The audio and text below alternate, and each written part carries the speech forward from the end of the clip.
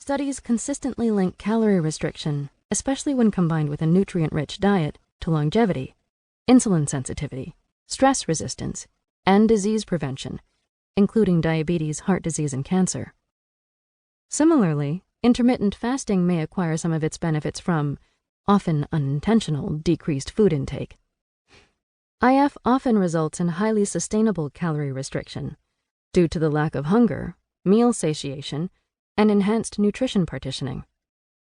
That said, intermittent fasting may yield metabolic benefits beyond calorie restriction. A 2003 rodent study found that alternate-day fasting protocols without calorie restriction instigated greater blood sugar, insulin, and neuronal stress benefits than calorie restriction. Similarly, a 2012 study found that intermittent fasting increased cellular stress resistance and protective stress genes more than calorie restriction alone. Let's jump on this slightly stressful part, shall we? The benefits, yes, of stress. When we think stress, we often think of the nail-biting, heart-pounding, nerve-wracking type we've been told will kill us all. Can I get some calming teas, meditation, and yoga over here? This is chronic stress, which we'd like to avoid. But not all stress is bad, and perhaps even bad stress doesn't have to be bad. For more on stress perception, check out Kelly McGonigal's The Upside of Stress, or Andrew Bernstein's The Myth of Stress. But instead of embarking on a tangent about turning bad stress good, let's look at the good stress created by intermittent fasting. In the good old days as hunter-gatherers, daily movement was necessary for securing food and shelter. As hunters, we'd intensely hunt in the fasted state to secure food. As gatherers, we'd do a lot of physical gathering to accumulate anything substantial. These environmental and physical stressors fostered a beneficial hormetic stress and adaptive resilience in our cells. Contrast this to today, as we work sedentary jobs and purchase ready-made meals, with a snack or four in between.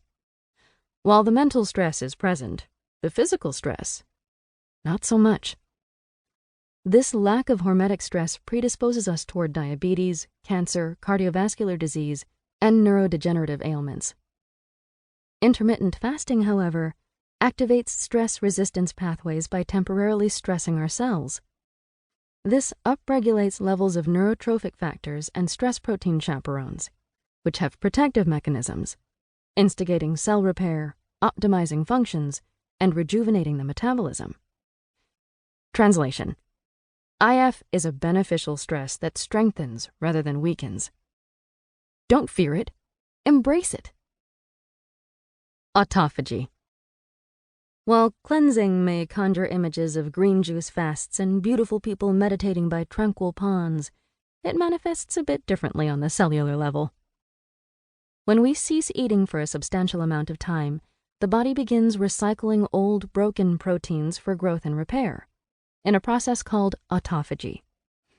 Autophagy discourages the accumulation of toxins, which encourage frailty and cellular atrophy, slows the aging process, protects against age-related diseases, discourages neuron dysregulation, and even supports muscle mass.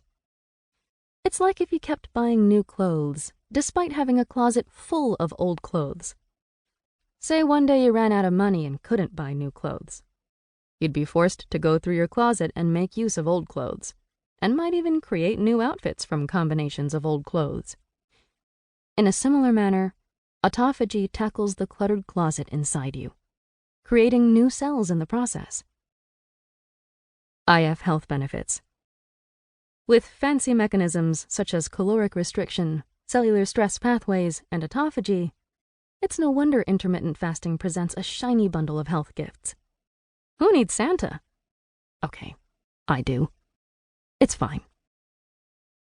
Inflammation. Let us enter the murky waters of inflammation, simultaneous savior and slayer. On the one hand, acute inflammation can promote healing in times of physical distress, yet chronic inflammation run amok becomes a root cause of degenerative disease. The eating process itself actually yields inflammation on some level, on a scale from slight to egregious. When we eat, We welcome in a lot of foreign and occasionally downright toxic stuff into our bodies.